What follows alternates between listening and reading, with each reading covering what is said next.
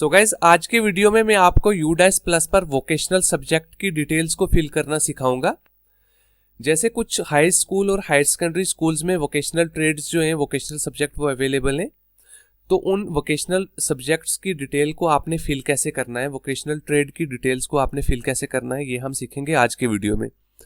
तो जो high school है उनमें 9th और 10th में वोकेशनल ट्रेड्स होते हैं, और जो हायर सेकेंडरी स्कूल है उनमें 9th से लेकर 12th तक वोकेशनल ट्रेड होते हैं। हर स्कूल में दो दो वोकेशनल ट्रेड हैं।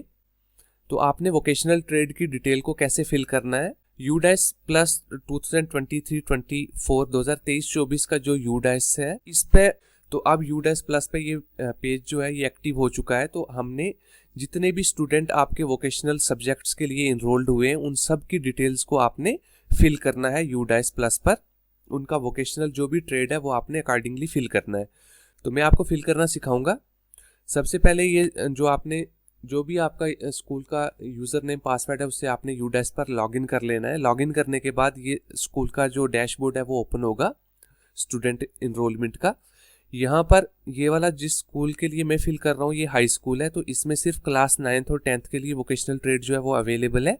तो यहाँ पर मैं क्लास 9th के सामने जो व्यू मैनेज का बटन है इस पर मैं क्लिक करूँगा। उससे पहले यहाँ पर आप देख लें टोटल जो इनरोलमेंट है वो 70 है। तो इसमें कुछ स्टूडेंट जो है अभी के लिए वो इनकम्प्लीट भी हैं।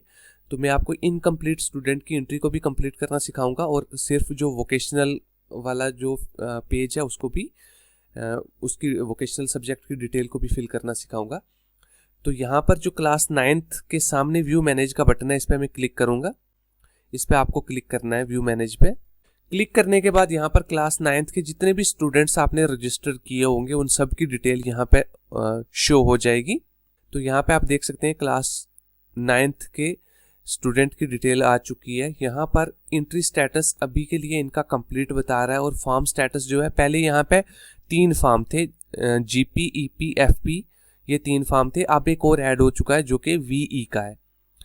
तो ये तीनों फॉर्म में हमने ऑलरेडी कंप्लीट किए हुए थे, तो इसलिए ग्रीन में आ रहे हैं। वीई का भी ग्रीन में आ रहा है, लेकिन इसका अभी हमने कंप्लीट नहीं किया है।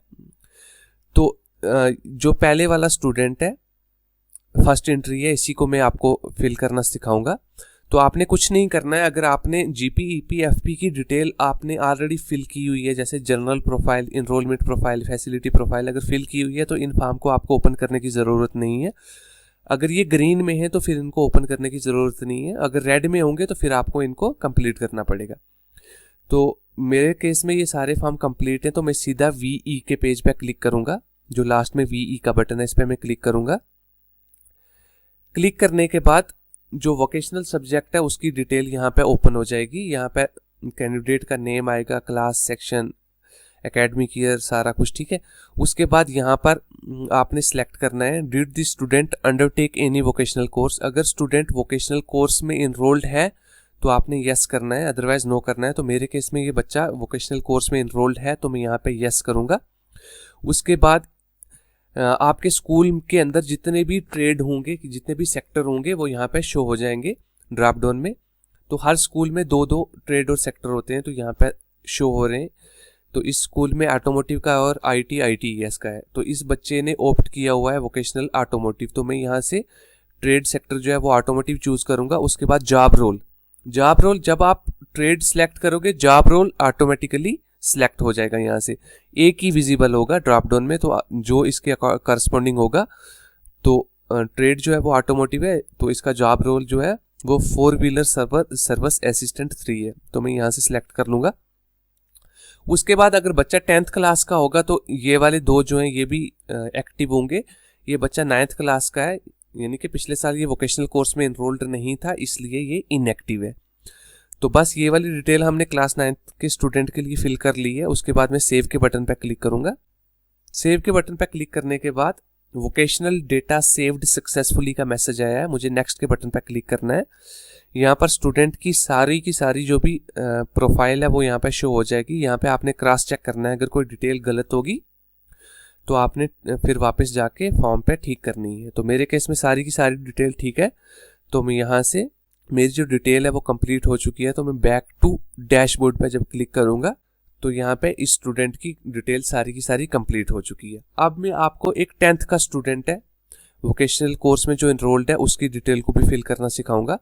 उसके लिए मैं क्लास 10th के आगे जो व्यू मैनेज का बटन है उस पर मैं क्लिक करूंगा।